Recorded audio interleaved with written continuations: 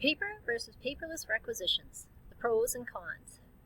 Some sites in the hospitals and the clinics will actually use both what's called a paper and a paperless requisition. A paper requisition is a hard, or I guess you could say a paper copy, versus a paperless, which is your soft or electronic copy. Some of this might depend on the modality. So, for instance, at some hospitals, the general radiography requisitions may be paperless. However, in the CT or the MRI department, they may also use both systems, not just the paperless, but also the paper. So just go with whatever's at the site, that the hospital that you're working at, because they have the reasons for doing that. Let's look at the pros of the paperless system. Well, for one thing, there's no wasted paper. Okay, there's also no duplicate requisitions floating around. And sometimes what happens is when a patient is admitted through Emerge, the Emerge department enters requisitions. Then the patient is transferred back up onto the unit or the ward.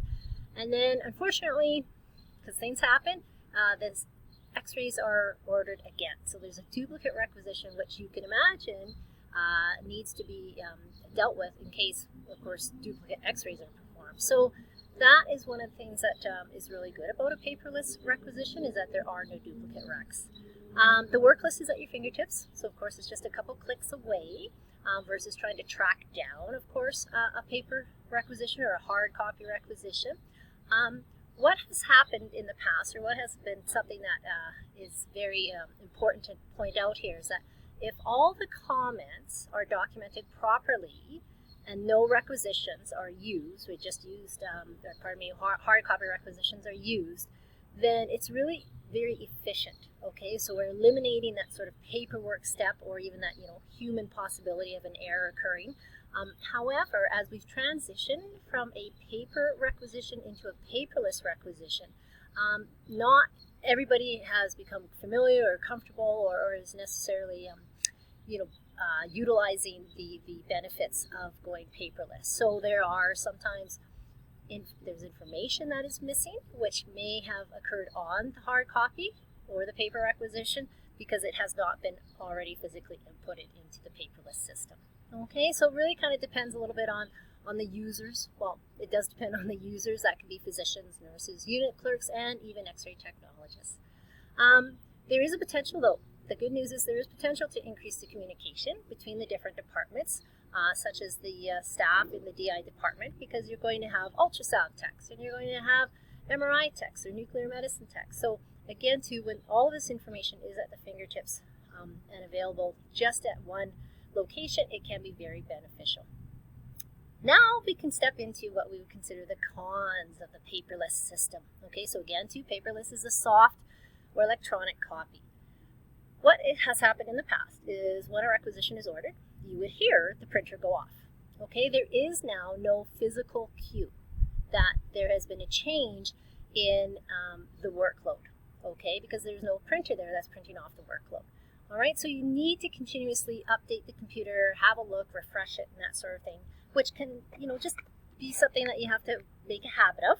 All right, but again, too, sometimes change is slow, right, kind of thing.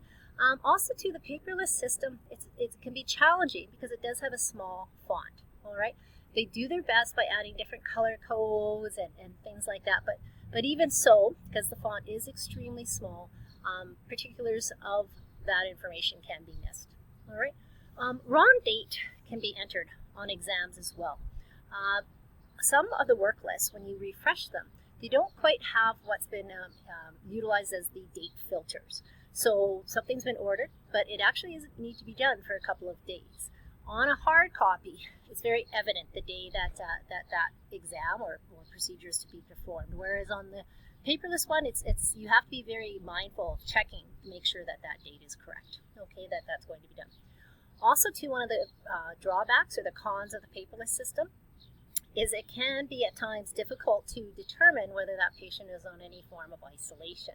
Okay, and so that sort of comes back around to that one point where I mentioned it all depends on the users, and if someone hasn't inputted that information about the isolation, or perhaps the locating of that information can vary. There may be one or two or even three different locations where that information can be put, and if you don't check all of those locations, you may miss important information, such as whether that patient, is an isolation patient or not. Okay, emerge patients don't come with charts to check.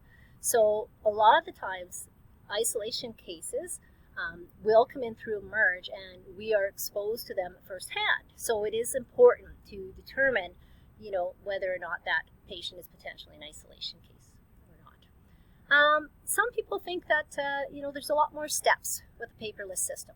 Okay, so at first there are of course the different types of programs and software that's available to the hospitals. Some of them are more, I guess you'd say, tailored. Okay, some of them are not necessarily as specific for that department and the needs of that department. So sometimes there are an increased number of steps. Okay, you also too, when it comes to the beginning the exam or starting the exam, you have to be very certain that you have actually clicked that you started the exam. If you haven't, then others have potentially the opportunity or may presume that this exam hasn't been started, and they will actively seek it out. Okay, whereas if you had a paper copy and you held that requisition in your hand, there'd be no question as to whether or not perhaps you had that patient's requisition in your hand. Okay, just a second here. I'll let the train go by. One moment. Sorry, guys. Okay. In both systems, you'll need to be considered what's accountable. Okay, so all the information included in the requisition is considered confidential. You cannot share it. Okay, and it is part of the permanent record. Just a minute. We'll hold it. Time out. Let that train go by.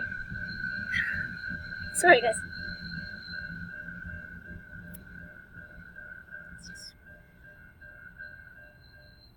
All right, here we go. All right.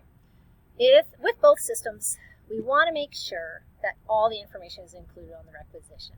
And as we become more familiar with what relevant or pertinent information is required on the requisitions, you'll see how this is part of that record for the patient. Okay? If a paperless system is used, please make sure that you log off your workstation. Okay? Because others can access it.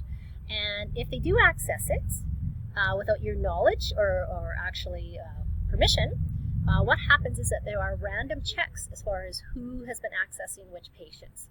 And if that occurs, you will be asked to explain why you were perhaps looking up a patient which you actually did not really have anything to do with. So it's really important that you do log off the workstations, as well as if you use a paper system, keep that paper in that designated area so that people who are considered unauthorized staff, so let's say an individual who is looking or is just walking by as far as they can look at the paperwork on the desk per se. So we try as best as possible not to leave any confidential information lying around in regards to patients, exams that they're doing, etc., like this and that. And there are day sheets or work sheets, for instance, like up in the OR, you'll have a day sheet for the OR, and we want to make sure that if you are using a paper system, that the only individuals that will be gaining access to that will be those that will potentially be going to the OR to work on those cases. Okay, all right. So it's a matter of privacy, which is really important, particularly in this day and age. Okay, so there are some pros and cons. There is an example of what the screen looks like when it comes to a paperless system. I mentioned the colors, I mentioned the font size and that sort of thing. So have a look at that. And again, you'll become much more familiar as you navigate. And it is important to find out at the site how they kind of go about including particular comments such as isolation. Like what section do they actually put that in and what have you. So, okay, so check that out and yeah, we'll go from there. All right, thanks. Bye.